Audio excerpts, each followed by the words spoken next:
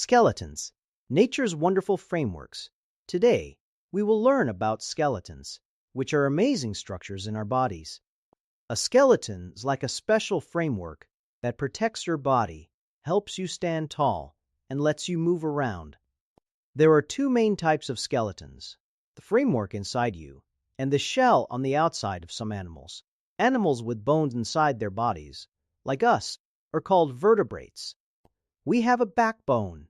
Our skeletons protect our organs, like a helmet for our brain and a cage for our heart and lungs. Our arms and legs let us run, jump, and balance. It is like the framework of a house. It holds everything together. Now let us talk about invertebrates. These animals have no backbone and a hard shell on the outside. Crabs, for example, have a strong shell that keeps predators away, protects their insides, and helps them move. So, whether it is a shell on the outside or bones on the inside, skeletons are super important for all animals. They protect, support, and help every creature move. Your skeleton is a wonderful part of who you are. What can we do to learn more?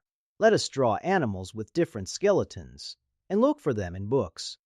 Remember, everyone has something unique and special, even their skeleton. Keep exploring.